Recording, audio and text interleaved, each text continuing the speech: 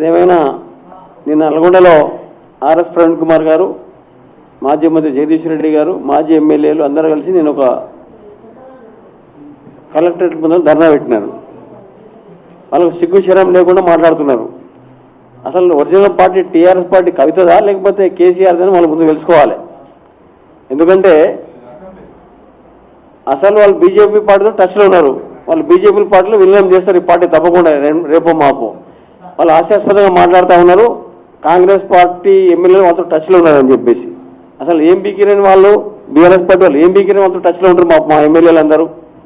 కాబట్టి కేసీఆర్ కుటుంబంలో వాళ్ళే తనుకుంటారు, రోడ్ల మీద పడుతున్నారు.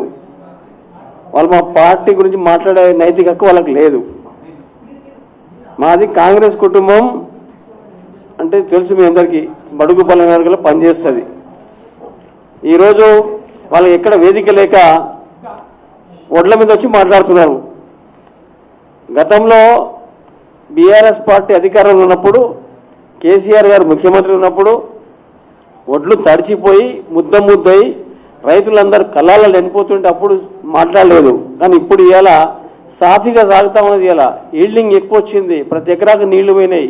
ఇలా మా రేవంత్ రెడ్డి గారి ప్రభుత్వంలో ప్రతి ఎకరాకు నీళ్ళు వచ్చినాయి. లాస్ట్ చివరి గింజ వరకు మేము కొంటున్నాం. ఇవాళ మీ అందరికీ తెలిసి వాళ్ళ కళ్ళలలో ఈల్డింగ్ అంటే డబుల్ త్రిబుల్ వచ్చింది. ఇవాళ సాగు పెరిగింది, ధాన్యం రాబడి పెరిగింది.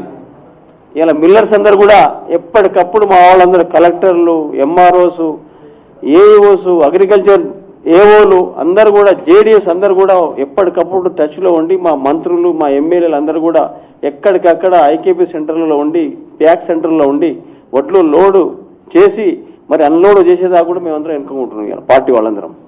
కానీ గతంలో బీఆర్ఎస్ పార్టీ వాళ్ళు ఆ పని చేయలేదు. కానీ వాళ్ళు మాట్లాడుతుంటే వాళ్ళకి సిగ్గు శరం లేదు. కొంతమంది పార్టీ లీడర్లు అందరూ మాట్లాడుతూ ఉన్నారు. టీఆర్ఎస్ పార్టీ వాళ్ళందరూ కూడా నేను చెప్తా ఉన్నాను, వాళ్ళందరికీ హెచ్చరిక చేస్తూ ఉన్నాం. ఇవాళ మీరు చూడండి, ఇలా లెక్కలు తీయండి. ఇలా మా కాంగ్రెస్ పార్టీ వచ్చిన తర్వాత ఈ రెండింటిలో గణనీయంగా బాగా పెరిగింది.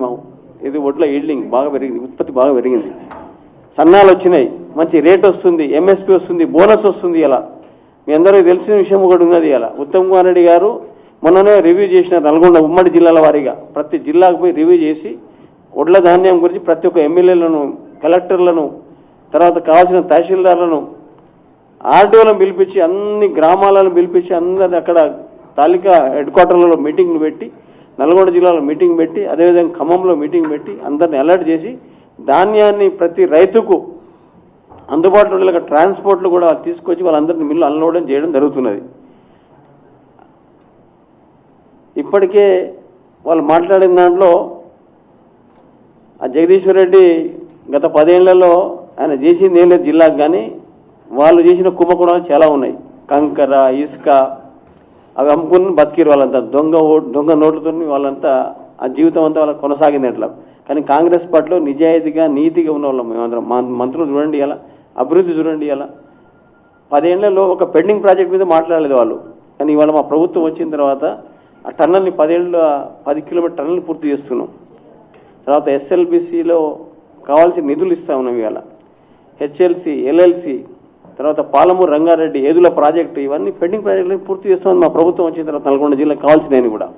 కానీ వాళ్ళు 10 ఏళ్లలో ఒక్కనాడు కూడా కేసీఆర్ వచ్చి శంకుస్థాపన చేసిపోయింది తప్ప మిగిలిన తర్వాత ఆ రోజు నేను కుర్చీ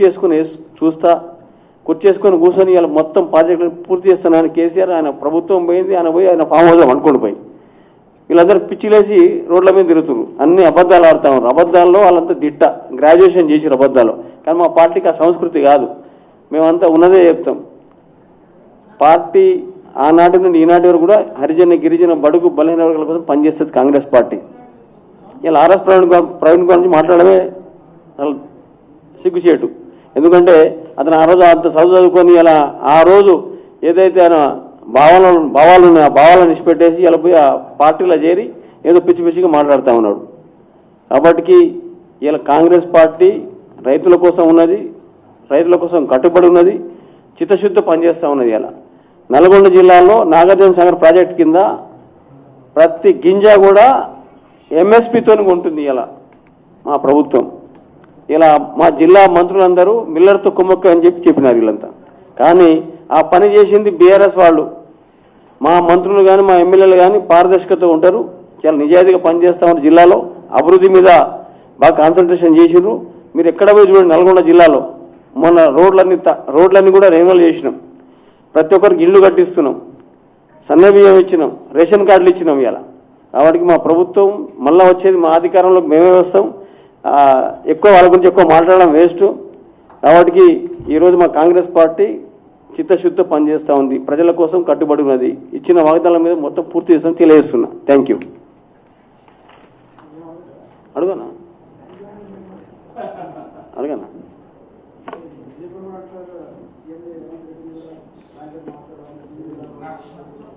బీజేపీ ఏమంటారా?